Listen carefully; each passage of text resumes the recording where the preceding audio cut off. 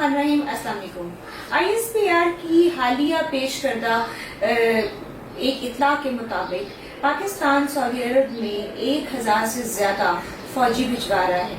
वो क्यों भिजवा रहा है, वो वहाँ जाके क्या काम करेंगे, या वो किस किस्म के मकासद को हासिल करने के लिए सऊदी अरब में मंगवाए हैं, इसकी तफसीलात अभी तक पेश नहीं की गई।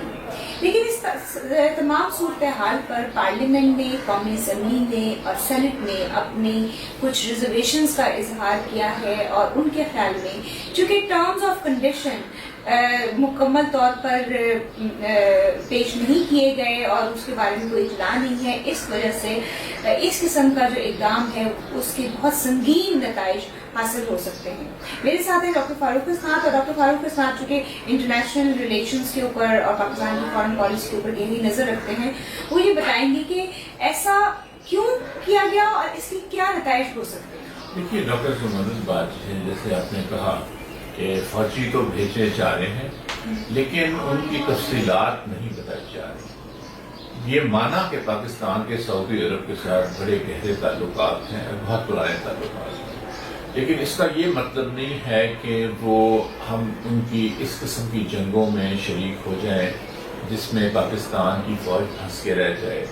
और इससे पहले मैं बयान करूं कि क्या खदशात हैं, ये हमें याद रखना चाहिए हर वक्त कि अफगानिस्तान में भी पाकिस्तान ने ये किया था। हमने अपने फेवरेट्स बनाए थे जिसका हमें बहुत ही बुरा असर पड़ा हमारे माशरे के ऊपर, और अब हर कोई यही कह रहा है कि हमें इसके से भी गलती नहीं दोहरानी चाहिए।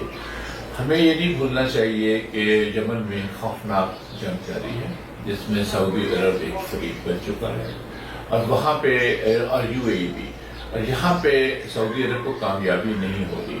खदशा ये जाहिर किया जा रहा है इसमें कि कहीं पाकिस्तान के दस्ते यमन और सऊदी अरब की सरहद के ऊपर ना लगा दिए जाए। अगर ये हुआ, कहने को तो ये होगा कि सऊदी अरब का डिफेंस है, इसके लिए कर रहे हैं, लेकिन होगा ये कि पाकिस्तान की फौज उलझ कर रह जाएगी। आपके ख्याल के मुताबिक अगर हम पाकिस्तान की मौजूदा सूरत हाल को देखें तो ये सारे जो जिस किस्म की बातें हो रही हैं और जिस किस्म का इक़दाम किया गया है, इसमें क्या आपको नजर आता है?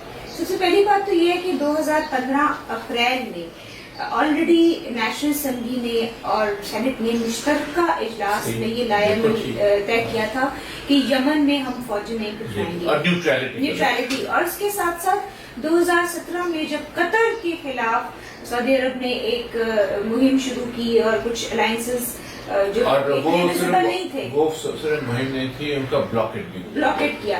उसमें भी पाकिस्तान ने ये फैसला किया था कि वो न्यूट्रल रहेंगे और इस किस्म की किसी भी सिचुएशन का हिस्सा नहीं बनेंगे।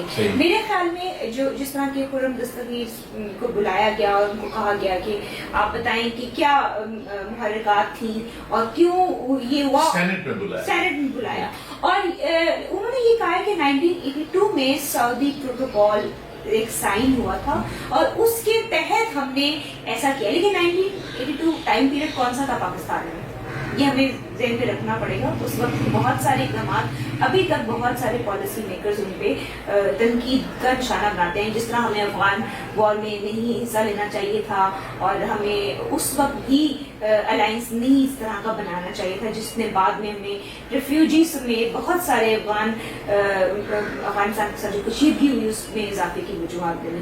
तो 1982 में ये जो साइन किया था उसके तहत उन्होंने। अच्छा, मैं एक बात कहूँगा, देखिए 82 की आपने बात की, उस वक्त 1980 में ईरान इराक की एक लड़ाई छिड़ चुकी थी और सऊदी अरब के अंदर भी एक ग्रुप ने कब्जा कर लिया था मक्का मुकर्रमा पे, और जिससे सऊदी अरब की जो अंदरूनी सिक्योरिटी है वो चैलेंज हुई है। उन्होंने तो अभी भी यही वो प्ली ले रहे हैं कि हमने इसलिए भिजवाए ताकि मक्का और मदीना की हिफाजत की जाए। ये मैं आपको बताऊं कि मक्का और मदीना शरीफ की कोई सिक्योरिटी खतरे में नहीं है।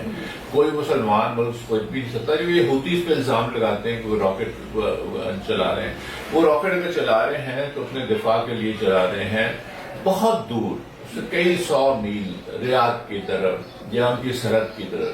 جس کا ان دونوں جو ہمارے مقامات ہیں سارے مسلمانوں کے، اس کے ساتھ دور دور کا بھی واسطہ نہیں ہے، لیکن اس کو جواز یوں بنا لیا جاتا اچھا، ہے۔ یہاں ایک بڑا اہم سوال ہے، جس طرح غالباً سینیٹر فرحت اللہ بابر نے یہ سوال کیا کہ کیا آپ ہمیں یہ بتا سکتے ہیں کہ یہ کہیں سعودی عرب کے صدرن سائٹ پر تو نہیں ڈپلوائے کی جائیں گے؟ تو انہوں نے کہا یہ ہم نہیں بتا سکتے۔ دیکھیے صدر سائٹ تو یمن ہوا نا، جی۔ تو اگر آپ یمن کے اوپر اپنی فوجیں لگا دیں اور ہم نہیں بتا سکتے، اس کا مطلب ہے کہ اگر فوجیں سپورٹ کی گئی ہیں سعودی عربیہ کے اور وہ پیسے دے رہے ہوں گے مفت نہیں، تو وہ پھر اس کا مطلب یہ ہے کہ سعودی عرب اپنی مرضی سے ان کو لگائے گا، اور سعودی عرب اگر یمن پہ لگاتا ہے تو جب وہاں پہلے جو ہم نے بات کی سے شروع ہم نے کیا تھا، اس سے پاکستان کے لیے بھی خطرات بڑھ جاتے ہیں، اور ہم ایک ایسی جنگ میں الجھ جائیں گے جس میں سے نکلنا ہمارے لیے بہت مشکل ہوگا۔